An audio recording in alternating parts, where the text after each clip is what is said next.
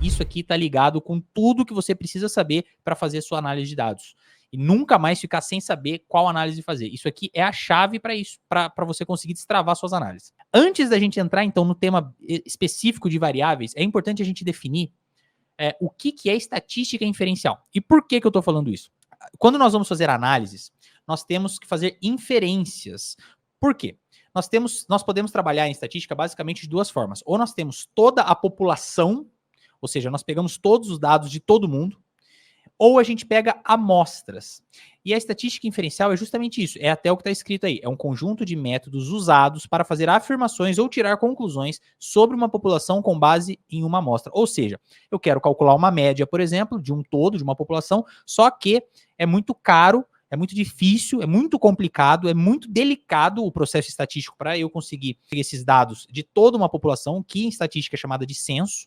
Então, para eu conseguir fazer um censo, é uma coisa muito fora da realidade e, sinceramente, 99% das vezes na vida inteira, você vai trabalhar sempre com amostras, seja na sua empresa, enfim, seja em qualquer trabalho que você queira fazer. Então, por isso, a gente utiliza a estatística inferencial. Ela é a ferramental para você fazer inferências, para você, então, descobrir, através de uma média de uma amostra, qual que é a média da população. Legal? Isso é estatística inferencial, porque você vai fazer inferências, deduções, beleza?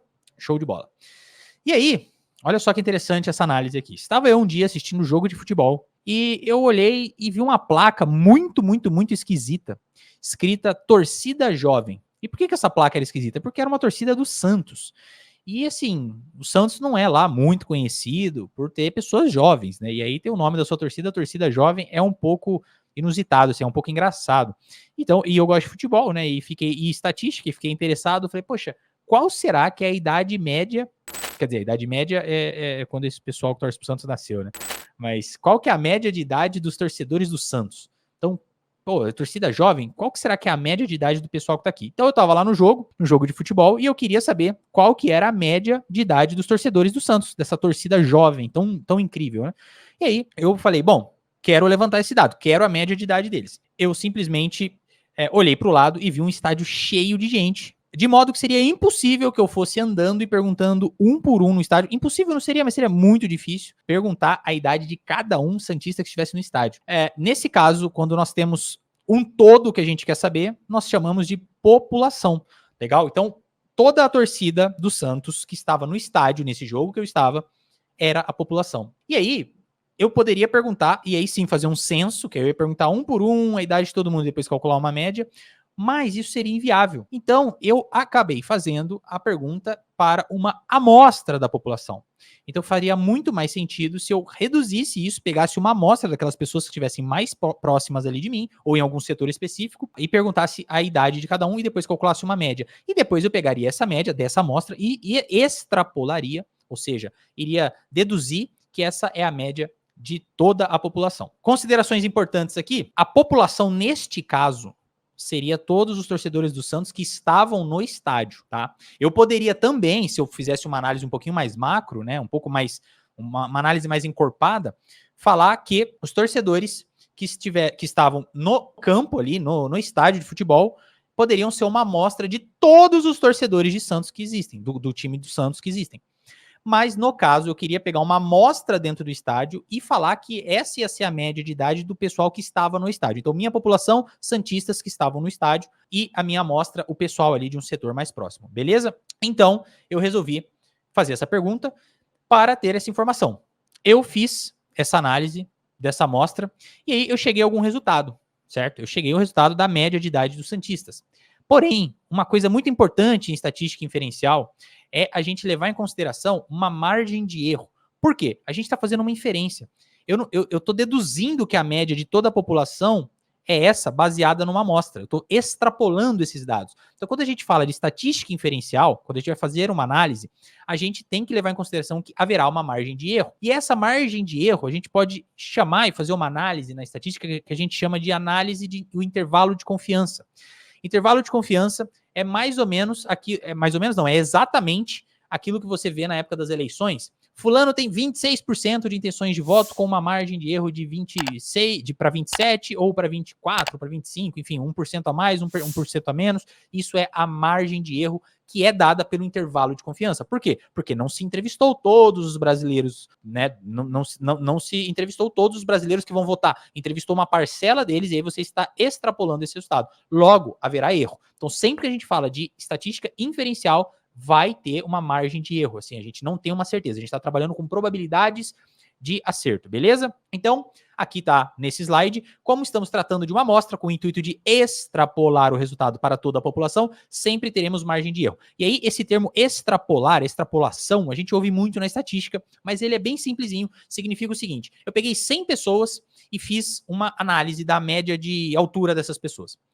Quando eu estiver falando, quando eu quiser replicar isso de 100 pessoas para 1.000 pessoas, então eu fiz uma análise com 100 pessoas e eu quero falar que essa vai ser a média de altura das 1.000 pessoas que agora é minha população. Eu estou extrapolando. Eu fiz uma análise em 100 pessoas e agora eu estou querendo falar que essa análise, que esse resultado é válido para 1.000, 10.000 pessoas. Eu estou extrapolando. E quando eu faço a interpolação, que é o contrário da extrapolação, eu estou me referindo àquilo que eu analisei. Então, eu analisei as 100 pessoas, qualquer coisa que eu analisar ali dentro dessas 100 pessoas, dentro do que eu analisei, é interpolação. Legal? Não vem ao caso aqui, mas só para você entender quando a gente fala de extrapolar. Tá aqui no slide mesmo. Como eu disse que para isso, né, para a gente calcular essa margem de erro, nós temos que analisar o intervalo de confiança, que é exatamente isso que a gente vê nas pesquisas de votação, enfim. E no caso do nosso exemplo aqui. Então, a média encontrada dos torcedores do Santos, com base naquela amostra que eu peguei, é de 65 anos.